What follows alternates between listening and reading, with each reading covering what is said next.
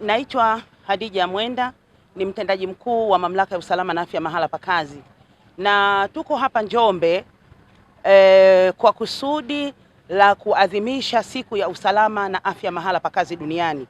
Siku hii inafikia kilele chake tarehe 28 mwezi wa 4 mwaka huu 2026, na kitaifa tunaadhimishia hapa kwenye mkoa wa Njombe. Lakini kubwa zaidi kama ulivyosema kwamba ni kwa nini siku hii ya usalama na afya mahali pa kazi. Siku hii ni ya kuwakumbuka wafanyakazi ambao walipata ajali, wakapata magonjwa ama kupoteza maisha wakiwa wanatekeleza majukumu yao sehemu za kazi. Na ni kampeni ambayo ipo kidunia, na mara ya kwanza iliadhimishwa kwa maandamano makubwa sana yaliyofanyika katika jiji la New York, ambapo wafanyakazi waliungana pamoja kama sehemu ya kuwakumbuka wafanyakazi wenzao waliopoteza maisha. Lakini ilipofika mwaka 2001, shirika la kazi duniani likaitambua siku hii na kusema kwamba maudhui ya siku hii yabadilike kutoka kuwakumbuka, kusikitika, kuwasha mishumaa, kuweka mashada ya maua, basi siku hii badilike, badala ya masikitiko basi iwe ni siku ya kuhamasisha. Na nchi wanachama wakaagizwa kwamba jamani, hakikisheni kwamba hii siku mnaiweka ili kuhakikisha maeneo ya kazi yanasimika mifumo ya kuwalinda wafanyakazi dhidi ya ajali, magonjwa ama vifo.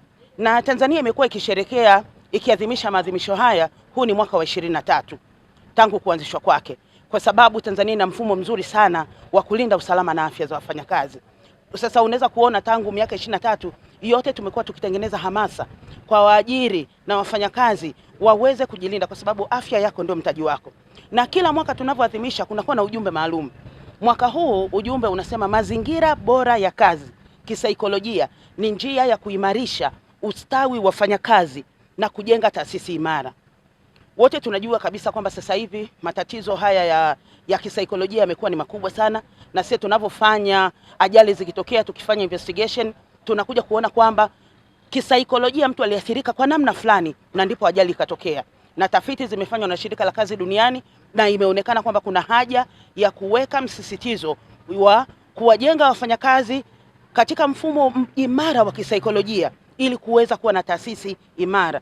Tunaposema taasisi imara ni nini? Ni taasisi ambayo imepunguza magonjwa, imepunguza ajali, haina vifo ama kuondoa kabisa. Tunajua kwamba wafanyakazi wanapokuwa imara, basi uchumi wa nchi unakuwa, tija inaongezeka.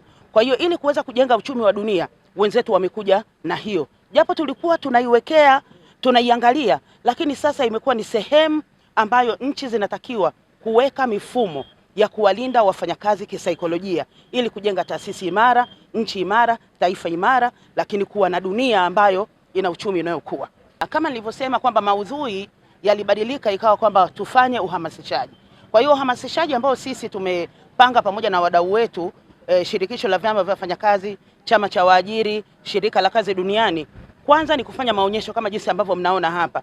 Maonyesho haya ni kushowcase namna gani maeneo ya kazi yametengeneza mifumo ya kuwalinda wafanyakazi, lakini vile vile kutoa mafunzo.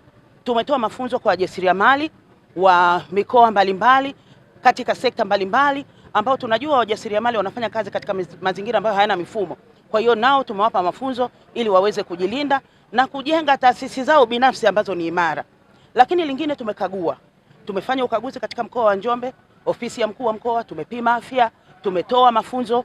Vyote hivyo ni katika kuhakikisha kwamba tunahamasisha masuala ya usalama na afya mahala pa kazi. Lakini pia tumewajumuisha ni nyinyi waandishi wa habari, kwa sababu tunaamini kwamba waandishi wa habari, kalamu yako inakwenda mbali zaidi, na habari ni macho na masikio ya wananchi. Kwa hiyo ndio maana na sisi tumewalika nyinyi waandishi wa habari ili mpate habari hizi, muweze kuhabarisha umma kama sehemu ya kuhamasisha uwepo wa mazingira salama sehemu za kazi ili kupunguza ajali, magonjwa na vifo vinavyotokea wakati wa wafanyakazi wanapotekeleza majukumu yao. Kwa muktadha hiyo, naona kwamba ni fursa kwa wananchi wa Njombe na mikoa ya jirani kuja kujifunza, kuja kuona usalama na afya ni nini, lakini pia ni fursa ya kiuchumi kwa wananchi wa Njombe. Tumekuja hapa, kuna taasisi zaidi ya 200 kutoka Tanzania nzima. Hizi zote zimeleta uchumi wa kifedha na uchumi wa kijamii kwenye mkoa wa Njombe. Kwa hiyo niwakaribishe sana mikoa ya jirani. Tunajua kuna Iringa, kuna Mbeya, kuna Songwe, kote nyanda za juu kusini, hata Morogoro pia tunawakaribisha ili waweze kujionea, lakini kuenjoy fursa hii.